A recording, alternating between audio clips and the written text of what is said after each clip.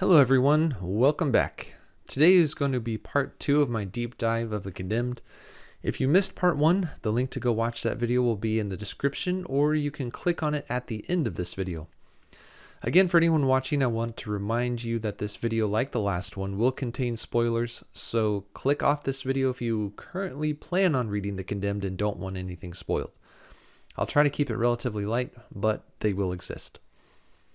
I realized that last time I forgot to mention what genres and themes are in this book, which would have been more fitting for the first part of this series. Oh well, now is better than ever. So The Condemned is high fantasy that errs more on the side of sword and sorcery than, say, epic fantasy.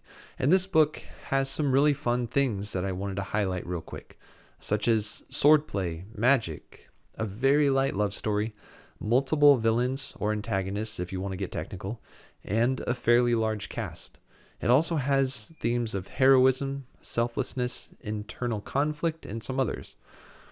If you enjoy those things, I really think you'll like The Condemned. One of the things I want to talk about this time around is the story threads that I weave. There are several loose threads in The Condemned that won't be tied off until book 2, or maybe not even until book 3.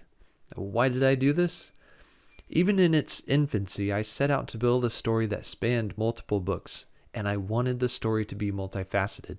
I wanted there to be a focus for each book, and then set up things that would come into play later. This way, I don't have this sense of pointless Easter eggs, and instead, these characters and events are baked right into the story and add to that narrative overall. Obviously, this is not revolutionary by any means, but my goal is to have a rich story full of people and events that matter. For instance, in The Condemned, we're introduced to Baldain, but we have no idea who he is, especially since he doesn't, or what even happened to him. As I write the other books, more and more of that will come out.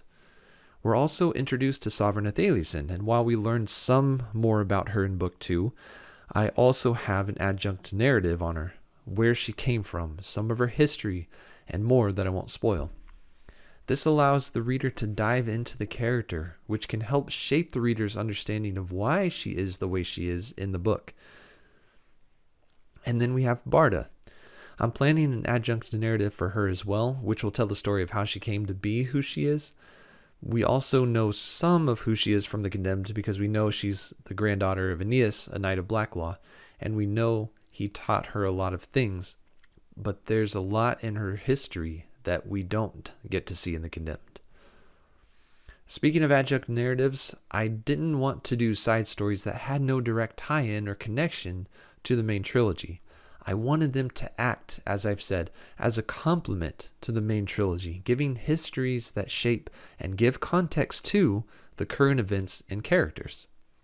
Alright, next I want to get into some specifics on some of the characters. Last video I talked about Baldain as a character, but what about some of the others? Barda, as I said, is one of my favorite characters because she is a strong woman who is entirely feminine and kind, but she is also someone who will break your teeth if you piss her off. She's also happy to beat people with her words just as much as her fists. Barda was very fun to write for that reason. And I didn't want her to come across kind of as this Mary Sue character for the very simple reason that I wanted there to be a legitimate context for her strength, courage, and prowess. And so I built her backstory with a history of learning how to fight and how to wield magic. And yes, even knowing how to fight isn't enough for her to do the things she does, but with the magic system I have in place, learning how to wield magic in many different ways, magic can be used to enhance physical strength. For that reason, she can go toe-to-toe with men twice her size and weight, even though she's physically strong herself.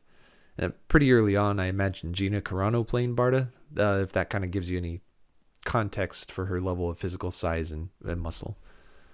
Then we have Aeneas, Barda's grandfather.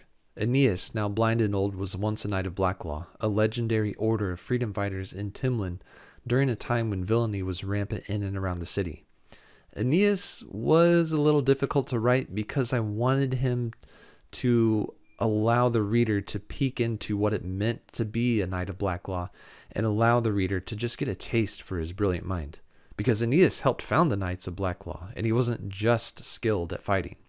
His greatest strength was his mind. He honed his mind more than anything else, and showing that without giving everything away proved a little hard to do. This especially is a story I look forward to writing. As Baldain is making his way with his companions Barda and both of their paladins, which I'll talk about in a minute, Kale and Nathalia, toward a place, they encounter an army marching down from the northern kingdoms toward the south, where they intend to put a stop to Dragora, the High Witch of Korin. The king of this army is marching along with them, and his name is King Thevrus. And King Thevrus and Dragora sort of go hand in hand, but they're, again, one of the threads that bleed into the next book. Dragora is this super powerful sorceress who has taken over the desolate southern territories, which lies south, of the central region where much of the Condemned takes place. Dragora, according to the lore I've built, has been living there for a long time and slowly expands her borders. She is now a very real threat to the rest of Akaroth, which is the continent that makes up the Northern Kingdom, Central Region, and the Southern Territories.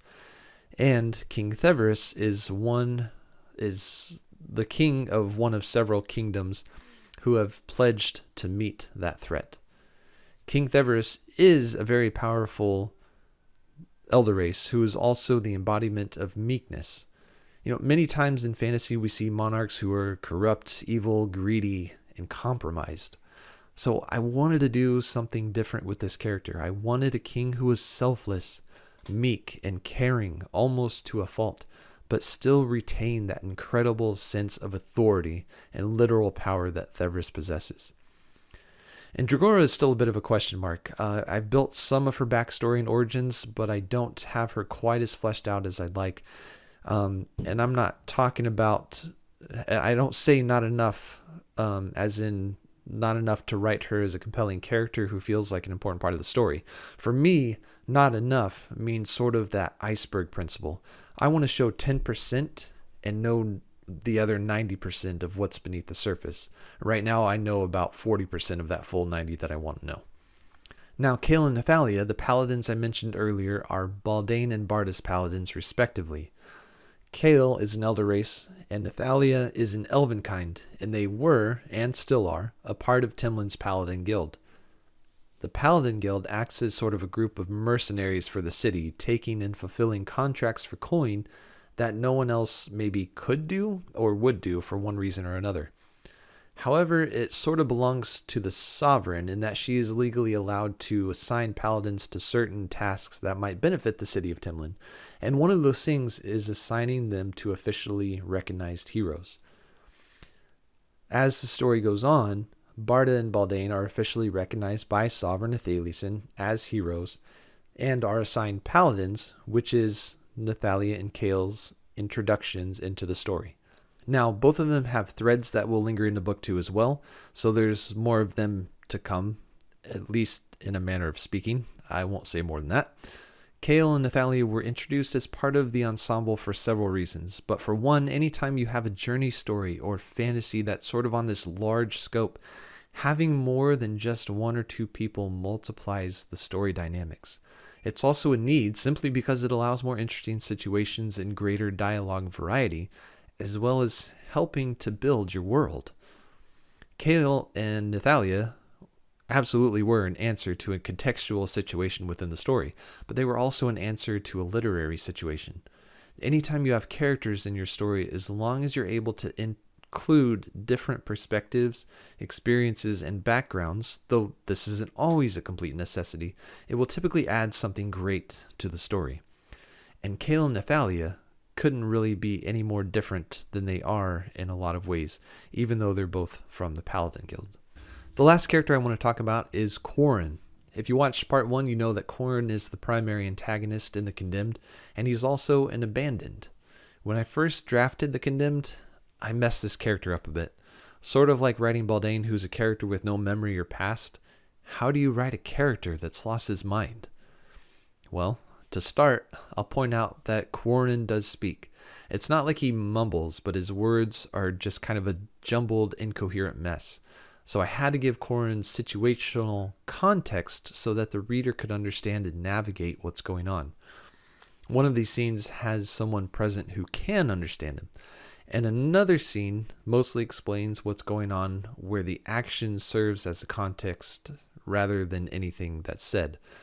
Now, when Baldane finally faces Korin, that encounter has its own vehicle for letting the reader understand what's going on. But explaining that goes into unnecessary spoiler territory. Going back to the two scenes before then, they are very short. They're very short, and that's kind of where I failed the first time around. I drugged the scenes on for too long for focusing on a character that can't speak in coherent sentences or meaningful words. They had to be trimmed down into digestible segments that wouldn't irritate the reader. So those are some of the characters within the Condemned and sort of my process in developing them and how I had to jump over some of the hurdles to make them work. I hope you enjoyed taking a look into my world. Next, I'll likely talk about the world of Ashea itself and how I decided on some of the geography and the gods and all of that. Or maybe I'll talk about the timeline of Ashea. I haven't decided for sure, but it will be coming. So please like and subscribe if you haven't already. Thanks for watching, and I will see you next time.